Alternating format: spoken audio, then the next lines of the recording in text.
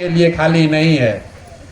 गांधी जी ने जो चंपारण में आंदोलन किया, देश उससे आजाद नहीं हुआ, लेकिन जब चंपारण में आंदोलन हुआ तो पूरे देश को ये विश्वास हुआ, वो हथियार मिला कि सत्याग्रह भी एक तरीका है जिससे अंग्रेजों को हराया जा सकता है।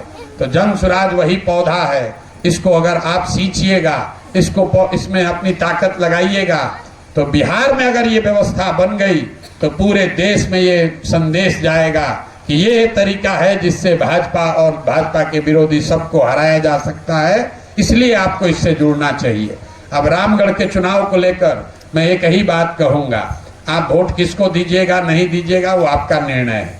आप किसी को जिताइए, किसी को हराइए, न सरकार पर उसका फर्क है, ना पक्ष को पर न विपक्ष पर, क्योंकि 7 या 8 महीने का ही चुनाव है। लेकिन एक चीज है, अगर आप जन स्वराज को चुनते हैं, जन स्वराज को परिणाम की तादाद की चिंता किए बगैर अगर आपने जन स्वराज को वोट दे दिया तो एक मैसेज जरूर जाएगा पूरे बिहार में। रामगढ़ के मुसलमानों के द्वारा एक मैसेज जो आप अपनी कौम को, पूरे बिहार को दे सकते हैं, वो ये कि भैया अब मुसलमानों ने तय कर लिया है वो किसी की राजनीतिक बंधुआ मजदूरी नहीं करेंगे और भाजपा के डर से किसी लालटेन में किरासन तेल नहीं बनकर नहीं जलते रहेंगे। कोई जीते कोई हारे, इसका बहुत बड़ा फायदा होगा। 2025 में सिर्फ जन स्वराज ने कहा कि हम 40 टिकट देंगे, ये नहीं, 2025 में राजद वाले भी आपके पास आएंगे, क्योंकि उनको भी मालूम है कि अगर वो हिस्सेदारी नहीं देंगे तो मुसलमान जन स्वराज की ओर चला जाएगा। अभी आप देखिए जन स्वराज की ताकत, आपने जन स्वराज को एक भी वोट नहीं दिया।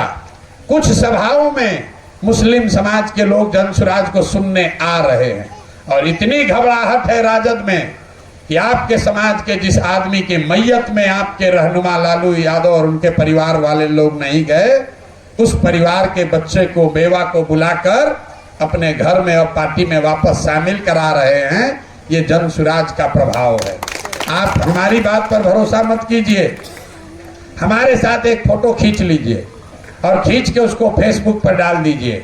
कल तक जो राजद का नेता आपका फोन नहीं उठाता था 5 बरस, मैं दावा करता हूं 24 घंटा के अंदर आपको फोन करेगा खुद से। करे चाचा काहे नाराज है, जन स्वराज में काहे गए थे, बताइए, कोई दिक्कत है तो हम ही निपटा देते हैं। ये लोकतंत्र की ताकत है मेरे भाई।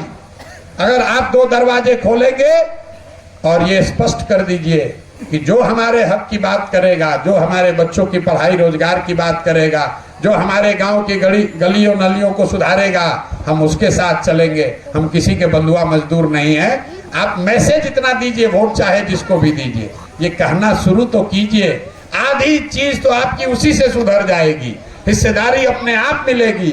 18% साधारण वोट नहीं होता है, 18% बहुत वोट होता है। अगर किसी को पता चल जाए कि हमको 40 सीट देने से 18% वोट मिलेगा, कोई भी 40 सीट आपको दे देगा। अभी आपको इसलिए नहीं देता है, उसको मालूम है कि भैया इसको सीट दे भी दे तो ये अंततः जाके राजद को ही वोट देगा, इसीलिए कोई दूसरा देना भी चाहता है तो आपको सीट नहीं देता है। आप अपने लिए विकल्प ओपन कीजिए। जन स्वराज हमारा होगा, लेकिन हम आपको बता रहे हैं जन स्वराज के भरोसे मत चलिए। जन स्वराज पर भी दबाव बनाइए कि अगर जन स्वराज वाले काम करेंगे, हिस्सेदारी देंगे तो जन स्वराज के साथ चलेंगे। राजद वाले जिम्मेवार ज्यादा भागीदारी देते हैं, उधर जाइए। हमने घोषणा की है 40 सीट जन स्वराज देगा मुसलमानों को, इसमें कोई बड़ी बात नहीं है। ये तो सारे समाज को हमने कहा है जिसकी जितनी संख्या है उसको उतना सीट मिलेगा। हमने एक लाइन आगे बढ़कर कहा है कि राजद वाले जो अपने आप को मुसलमानों का मसीहा रहनुमा बताते हैं, अगर दम है तो जन स्वराज ने घोषणा की है जहां पर भी राजद वाले मुसलमान कैंडिडेट देंगे हम वहां पर मुसलमान नहीं लड़ाएंगे। लड़ा के दिखाओ, अगर है दम तो टिकट दे के दिखाओ, वो आपको कहीं नहीं देंगे। बिहार में 64 सीट ऐसा है जहां मुसलमानों की आबादी 50,000 से ज्यादा है और उस 64 में 47 सीट ऐसा है जहां लालू जी के अपने लोग सुजातीय जीते हुए हैं। वो आपको वो सीट नहीं देते हैं जहां 50,000 से ज्यादा मुसलमान है। आपको सीट एक तो देंगे नहीं, और देंगे भी तो वो सीट देता है जहां 25-30 हजार मुसलमान है, ताकि आप चुनाव हारते हैं और हारने के बाद आप खुदे कहते हैं ठीक है भैया लालू जी आपे लड़ा लीजिए, हम लोग पीछे ही चलेंगे। हम लोग लड़ेंगे तो पोलराइज हो जाएगा। हम रोज कुरान की बात कर रहे हैं, अगल बगल मुसलमानों को बैठाते हैं, 15,000 मुसलमानों को पटना में हमने बैठाया, कहाँ कोई पोलराइज हो रहा है? कोई नहीं पोलराइज हो रहा है। ये आपके मन में डर बैठाया गया है कि तुमको बगल में बैठाएंगे तो पोलराइज हो जाएगा, तुमको टिकट देंगे तो पोलराइज हो जाएगा। आप भी ये कहना शुरू कर दिए हैं, ना भाई हम पीछे ही रहते हैं, आप आगे रहिए, अपने ही समाज को टिकट दीजिए, हम लोग पीछे से मदद करेंगे। तो पीछे होते होते आप बिल्कुल ही खत्म हो गए, कुछ बचा ही नहीं। यही बात बताने आए हैं। जो समझ में आए तो इससे जुड़िए, और न समझ में आए तो जैसे चल रहा है वैसे चलाइए, उससे कोई दिक्कत नहीं है। जीतेगा जन सुराज ही, ये भी आपको लिख कर दे देते हैं, जीतेगा जन सुराज ही।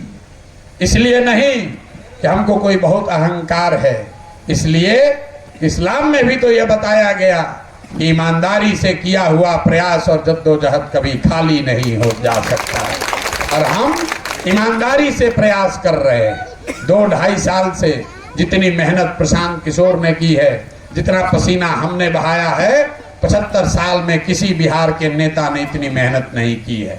तो जीतेगा जन सुराज ही। और हमको ये भी मालूम है कि आपको चलना है जन सुराज के साथ ही। आज चलिए या चुनाव के बाद चलिए, कोई फर्क नहीं है, हमारे लिए कोई फर्क नहीं है। आप अभी चलिएगा साथ में तो जरूर आपकी ताकत, आपके कंधों के बल से हमारी लड़ाई आसान हो सकती है। लेकिन आप ना भी चले तो भी जीतने के बाद भी हमें आपसे कोई गुरेज नहीं है। जीतने के बाद भी आपको साथ लेकर चलेंगे, इसलिए नहीं कि हमको आपसे कोई विशेष प्यार है, क्योंकि गांधी की विचारधारा वाली कोई व्यवस्था वो मुकम्मल हो ही नहीं सकती है जब तक कि उसमें 20% मुसलमानों की भागीदारी, हिस्सेदारी ना हो। तो हमको तो आपको साथ लेकर चलना ही चलना है। अभी चलिए तो अच्छा है, और अभी नहीं चलिएगा तो चुनाव के बाद चलिएगा।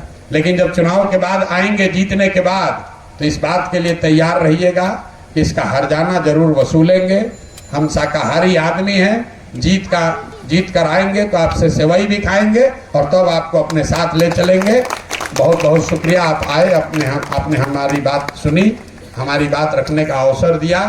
और कुछ कीजिए या मत कीजिए, अपने समाज में मशवरा कीजिए, अपने बच्चों की चिंता कीजिए, और जो इस्लाम में जो बातें बताई गई हैं राजनीति के लिए, समाज के लिए, आगे के रास्ते के लिए, उसको फॉलो कीजिए। अपने आप आपकी स्थिति सुधरेगी, दरवाजे भी खुलेंगे, विकल्प भी मिलेगा, और आपकी भागीदारी, हिस्सेदारी भी होगी, बच्चों का भविष्य भी सुधरेगा। बहुत बहुत धन्यवाद।